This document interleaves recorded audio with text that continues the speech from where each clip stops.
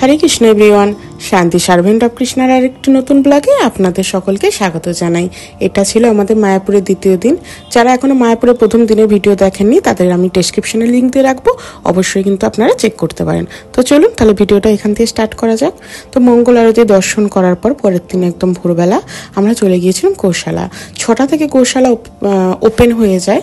এটা আপনারা যারা মায়াপুরে এসেছেন তারা তো জানেনই, আর যারা এখনো পর্যন্ত আসেননি বা যারা নতুন তারা মায়াপুর থেকে একদম যেখান দিয়ে অন্নতা কমপ্লেক্স আছে সেই যেখানে মানে বিনা পয়সায় প্রসাদ পায়, প্রভুপাত ভিলেজ, এই সমস্ত কিছুর পাশ দিয়ে একদম হেঁটে হেঁটে আসলেই কাউকে জিজ্ঞাসা করলে আপনারা কিন্তু গোশালায় চলে আসতে পারবেন।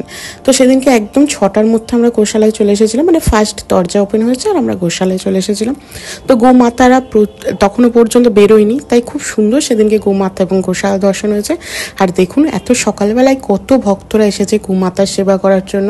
এখানে কিন্তু গোমাতার সেবার জন্য গোমাতার যে খাদ্য সমস্ত কিছু এখানে আছে, আপনারা সেইগুলো কিন্তু নিয়ে গোমাতাকে কিন্তু গোমাতার সেবা করতে পারেন। এই যে দেখুন মাতাজি আর প্রভু যেরকম গোমাতার সেবা করছেন, সুন্দর একদম খড় বা গোমাতার খাবার সমস্ত লাড্ডু এইরকমভাবেও কিন্তু আপনারা সুন্দর করে গোমাতার সেবা করতে পারেন। তো এখানে আমি তো দেখছিলাম সেদিনকে অনেক মাতাজি প্রভুরা যারা এসেছেন গোমাতার খুব সুন্দর করে সেবা করছেন।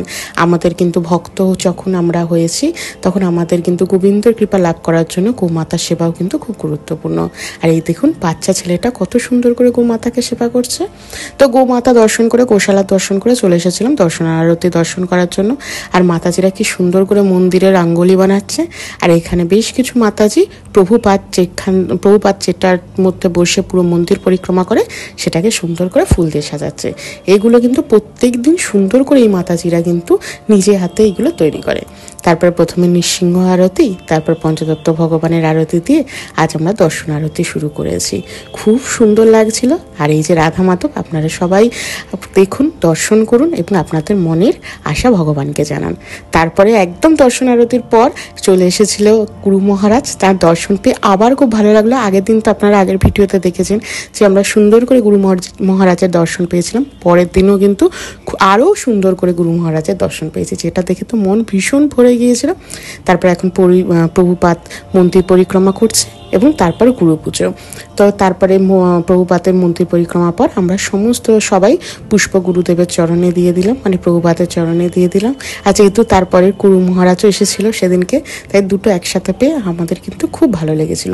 আর তখন তো দেখলেন না প্রভুপাতের যে মঞ্চটা তৈরি করছিল মাতাজিরা, তো তৈরি করার পর কত সুন্দর লাগছিল না। তারপরে সমস্ত কিছু হয়ে যাওয়ার পর 8টা থেকে ছিল আমাদের পূজ্যপাদ পত্তনেত্য প্রভুর পাঠ। তো উনি তো জানেন যে আমাদের বাড়িতে গৃহতে এসেছিলেন, তো সেই কারণে তারপর প্রভুর যখন পাঠ জানতে পারি আরও আগ্রহের সাথে বসে গিয়েছিলাম পাঠ শ্রবণ করার জন্য।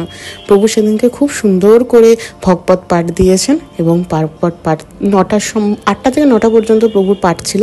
তো আমরা সবাই বসে সুন্দর করে শ্রবণ করেছিলাম। সমস্ত ব্রহ্মচারী ভক্ত গৃহস্থ সবাই আমরা কিন্তু সেদিনকে ভগবানের দর্শন শ্রবণ পরিক্রমা সমস্ত কিছু করেছিলাম এবং ভগবত পাঠ শ্রবণ করে এখন চলে এসেছি বাড়িটাতে। মা আর সুমনা একটু পুজো দেবার ছিল, তো 101 টাকা 151 টাকা বিভিন্নভাবে আপনারা ভগবানের কাছে পুজো দিতে পারেন এবং নৃসিংহ ভগবানের রাধা মাধব এবং পঞ্চদত্ত ভগবানের কাছে পুজো দেওয়ার কিন্তু সুন্দর সুব্যবস্থা আছে।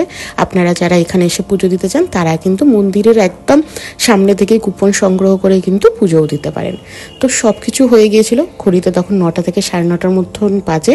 তারপরে চলে এসেছিলাম মন্দিরেরই চন্দ্রোদয় মন্দিরেরই একদম যে মহাপ্রসাদ কাউন্টার, সেখান দিয়ে বেশ কিছু টিফিনের জন্য প্রসাদ নিয়ে নিয়েছিলাম। এই যে বাঁউরুটির পানটা এটা আমাদের সবার খুব প্রিয়, তাই এটা নিয়েছিলাম 3টে। সুমনা খাবে বলেছিল চাউমিন, আর মা এইগুলোর মধ্যে থেকে একটু করে আমাদের সবার হয়ে গিয়েছিল। খুব সুন্দর আমরা প্রসাদ পেয়েছিলাম। আর নিয়েছিলাম 1 প্লেট পাস্তা। খুব ভালো লাগছিল এখানের প্রসাদ পেতে। আর বিশেষ করে এই বানটা যারা আসছেন এবং কিছু প্রসাদ স্পেশাল ট্রাই করতে চান তারা কিন্তু এই বানটা খেতে পারেন, খুব ভালো, একদম খুব সুন্দর টেস্টের। ভেতরে প্রচণ্ড পরিমাণে পনিরের একটা স্টাফিং থাকে। প্রথমবার যখন খেয়েছিলাম তখন থেকে এটা আমাদের কাছে খুব প্রিয়। তাই আমি, বাবা, আমাদের প্রভু, মা আর সুমনার তো চাউমিন আর পাস্তা এই সমস্ত কিছু মিলিয়ে আমরা নিয়ে খেয়েছিলাম। তারপরে মহাপ্রসাদের সামনে ঝালমুড়ি বিক্রি হচ্ছিল, সেটাও এই 50 টাকার মতন দাম ছিল এই প্যাকেটটার। তো বাবা এনেছিল, সেটা আবার সবাই মিলে খাচ্ছিলাম। আর মন্দিরে খুব সুন্দর চিজ কেক বিক্রি হচ্ছিল। তো সেই চিজ কেকটা একটা নিয়েছিলাম, আমরা সবাই মিলে খাচ্ছিলাম। তো মন্দির পরিক্রমা হয়ে দুপুর হয়ে আমরা সবাই প্রসাদ পেয়ে নিয়েছিলাম। তারপর বিকেলবেলা চলে এসেছিলাম সুপার মার্টে, যেখানে আপনারা তো জানেন এখান থেকে আমি সস, ঘি, তারপরে সমস্ত কিছু নিয়ে যাই, যখন যেরকম পাই সেরকম এখান থেকে নিয়ে যাই।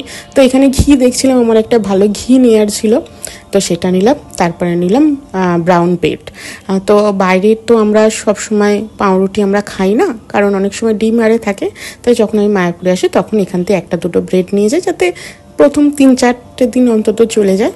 তারপরে নিচ্ছিলাম একটু গোপালের জন্য একটুখানি মাজা ম্যাঙ্গো। আর তারপরে সুপার মার্টটা একটু ঘুরে ঘুরে দেখছিলাম। সুমনা প্রথমবার গিয়েছিল সুপার মার্টে, তাই ও একটু দেখছিল কত কিছু এখানে পাওয়া যায়। আমাদের এখানে যেমন স্মার্ট বাজার বা বাইরের ডিমার্ট, সেরকম মায়াপুরের কিন্তু এটা একদম ইস্কনের ভেতরে সুপার মার্ট আছে। এখানে সমস্ত কিছু অ্যাভেলেবেল আছে, একাদশীর প্রসাদ থেকে আরম্ভ করে সমস্ত কিছু। তো আমি সেই কারণে একটা একাদশীর পাঁপড় নিচ্ছিলাম, পুরো একদম একাদশীর যে বাকুইটের আটা দিয়ে তৈরি হয় বা কুট্টু আটা, সেইটা দিয়ে তৈরি হয়েছিল। চিপস ছিল, আলুর সাবুর পাঁপড় ছিল, সমস্ত কিছু কিন্তু একাদশীর এখানে আপনারা পেতে পারেন।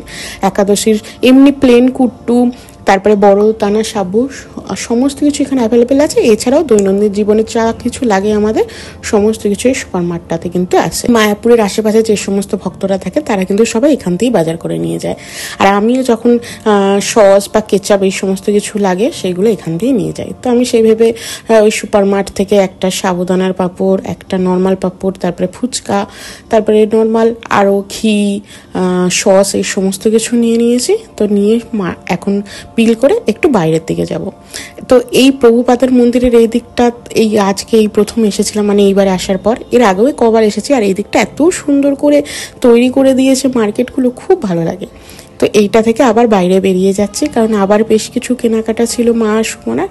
তো কেনাকাটা করে তারপর তো আর এই দিনটাই আমাদের লাস্টের দিন ছিল, কারণ তারপরের দিনই আমরা বাড়ি চলে আসবো। তাই যা ছোটোখাটো টুকটাক জিনিসপত্র কেনার ছিল সেইগুলো এখানে কিনছি। আর সুমনা ওর ভাইয়ের জন্য আর ওর জন্য একটা এই বাউলের কিনছিল, খুব ভালো লাগছিল, একদম মন্দিরের সামনেই হচ্ছিল।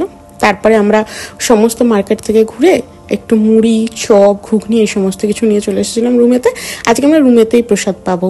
আর বাবা যায়নি, যেহেতু বাবার একটু পাটায় অসুবিধা লাগছিল, তো সেই কারণে আমরা মোমো, মুড়ি সমস্ত কিছু নিয়ে চলে এসেছি। আজকে আমরা ঘরেতেই খাবো। তো নিয়েছিলাম 2 প্লেট ভেজ মোমো, এটাই প্রভুপাদের মন্দিরের সামনে থেকে নিয়েছিলাম, আজকাল বাইরে থেকে নিয়ে নিই।